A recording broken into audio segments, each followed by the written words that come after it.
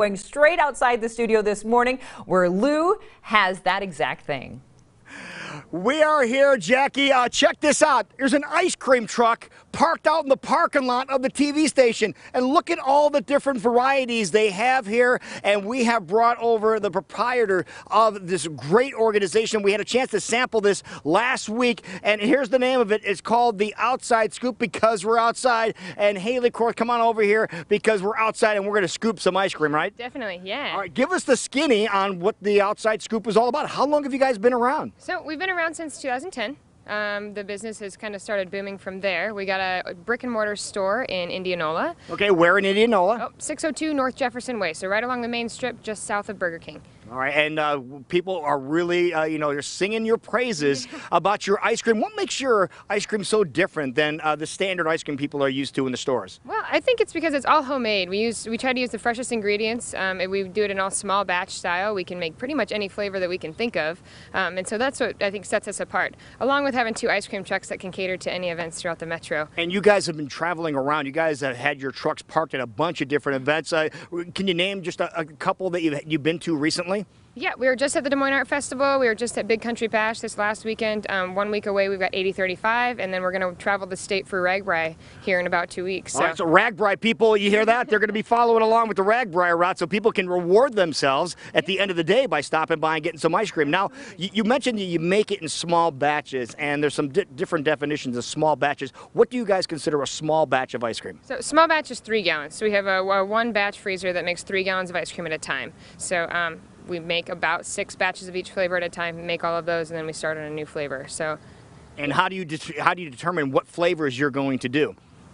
A little bit of what's in demand, seasonal items, things like that, and then kind of just what we come up with. And we get to really be creative at The Outside Scoop, which is awesome. So we can kind of make and match new and different things. So. How many employees do you have? This company sounds really cool. Yeah, it's really or awesome. Cold, I should say. It's ice cream, right? Very cold, yeah.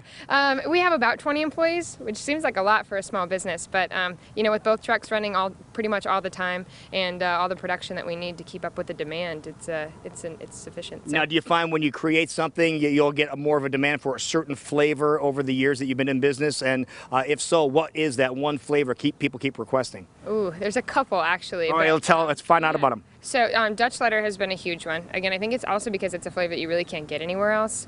The Dutch Letter is the S-shaped almond pastry that you can get, very famous in Pella.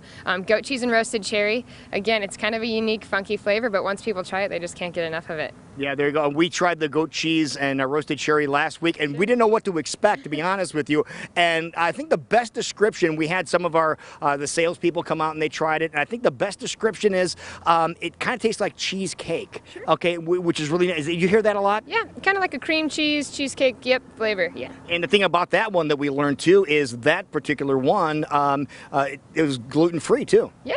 Yep, we actually have quite a few gluten-free items. You just kind of have to ask around. We don't normally cater to it too much just because we do make everything in the same facility, so we have to be a little careful with that. But yeah, we do have a lot of gluten-free. We've got a couple vegan options too, which is nice so we can kind of cater to pretty much everyone. All right, can we check out inside of your rig over here? Because we're going to be scooping some ice cream here coming up here in just a little bit.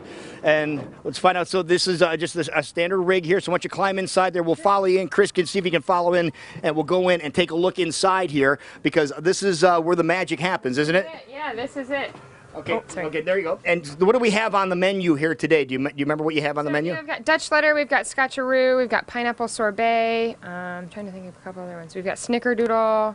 Okay, where's your Dutch Letter one? We haven't seen that one. Okay, we're gonna have her scoop out some Dutch Letter ice cream here, and we're gonna give it a try. Now, obviously, with Dutch Letter ice cream, do you guys use real Dutch letters, or is it just your flavorings? How do you create the Dutch Letter? So the Dutch Letter is all homemade. So we do an almond flavored ice cream. We put in our own puff pastries, and then we make our own almond paste swirl that we put in throughout it. So this is really a creation. This is your own creation. This isn't just taking a Dutch Letter and throwing it in some vanilla ice cream. Everything that we do, even with our apple crisp ice cream, brownies, cheesecake, it's all homemade, all from scratch. How long does it take you guys to come up with these flavor ideas, and then from the concept to actually having the product itself?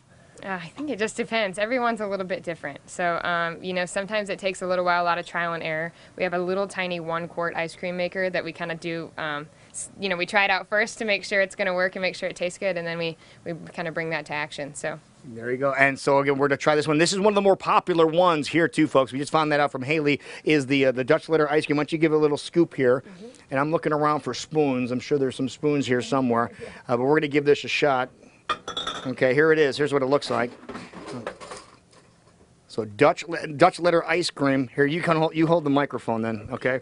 And we're going to try this. And again, this is not just taking Dutch letters and dumping them in ice cream. This is a creation, a Dutch letter creation that Outside Scoop put together. Yeah. All right. Now, who actually came up with the Dutch letter ice cream? So that one actually came from the founder. So and who the founder is? The founder is Joe Doring. He's out of the business now, but we took over the business about 3 years ago, and that is a kind of Dutch kept letter. that on. Yeah. This is a Dutch letter. This is awesome, folks.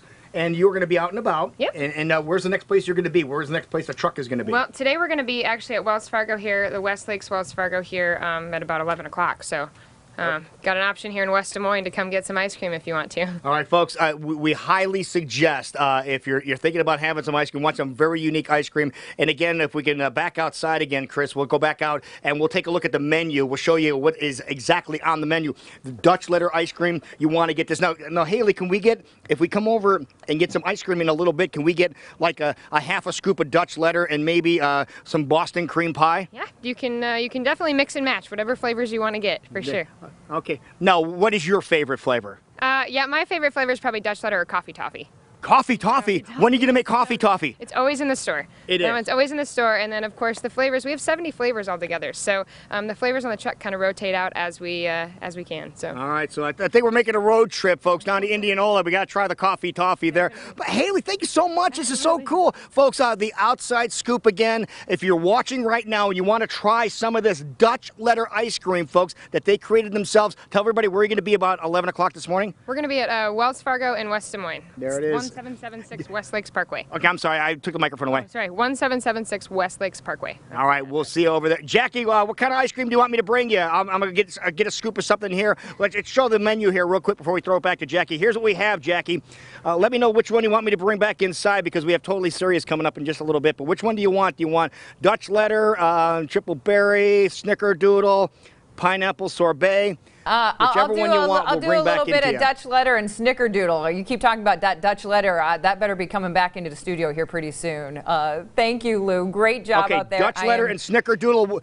We'll get you a scoop on top of there. Thank you. I am super jealous. I love ice cream, especially when you have those hot summer days. So a great, refreshing way, but why not support local and a homemade product? All right.